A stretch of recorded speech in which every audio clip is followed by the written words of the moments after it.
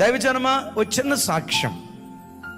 సోరవరం జీడిమెట్ల ఏరియాలో 2 కుటుంబాలతో 2002వ సంవత్సరంలో మేము పరిచర్య ప్రారంభించాం. 2 కుటుంబాలతో ప్రారంభించబడిన పరిచర్య ఈరోజు వేల కొలదిగా దేవుడు విస్తరింపజేశాడు. యూట్యూబ్లో లక్షల కొలది ప్రజలు దేవుని కృపను బట్టి దేవుని వాక్యం వినటానికి దేవుడు సహాయం చేశాడు.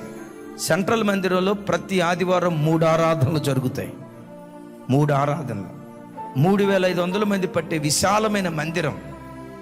దేవుని కృప 3 ఆరాధనలకి, 2 ఆరాధనలకైతే మందిరం ఇరుకైపోతుంది.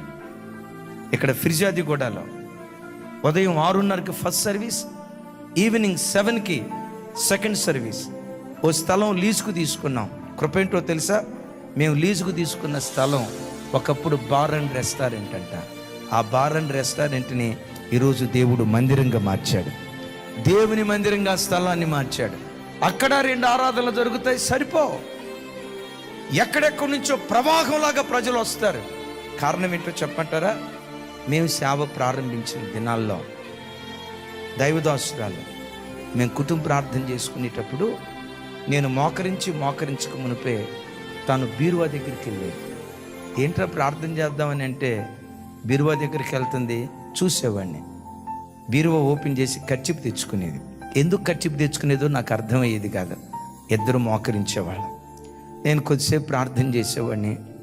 ఇక తాను ప్రార్థన చేయటం ప్రారంభించిందంటే వందే భారత్ ఎక్స్ప్రెస్ ఆగదు, ప్రార్థన తొందరగా ఆగదు. 1 గంట, గంటన్నర ఆ ప్రార్థన కూడా ఎలా ఉంటుందో తెలుసా? గొవ్వ మూలిగినట్లుగా మూలుగుతూ ఏడుస్తూ ప్రార్థన చేసేది. ఆ ఏడుస్తున్నప్పుడు కన్నీరు ధారలుగా కారుతూ ఉంటే ఆ కన్నీటి చుక్కలు ఇలా తుడుచుకునేది. కన్నీటి చుక్కలు తుడుచుకునేది. మిమ్మల్ని పురికొలపటానికి చెప్తున్నాను, మేమేదో గొప్పోళ్ళం అని చెప్పటానికి కాదు.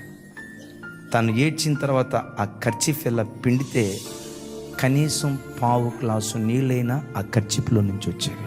1/4 గ్లాసు నీళ్ళు.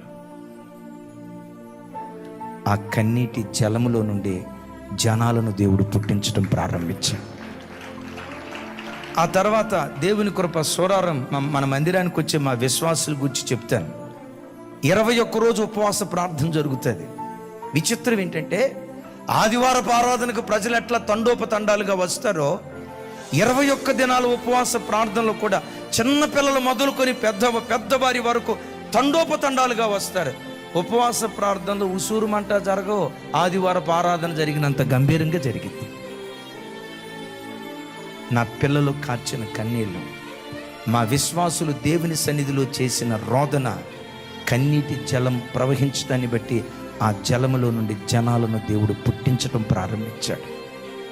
నా ప్రార్థన, నీ పిల్లలు ప్రసిద్ధి నొందిన పిల్లలుగా దేవుడు మార్చునుగాక. ప్రసిద్ధి నొందిన కుటుంబంగా నీ కుటుంబాన్ని దేవుడు అభిషేకించునుగాక. జనముల మధ్యలో నీ సంతతి తెలియబడునుగాక. పెద్దగా చెప్దాం ఆమేన్.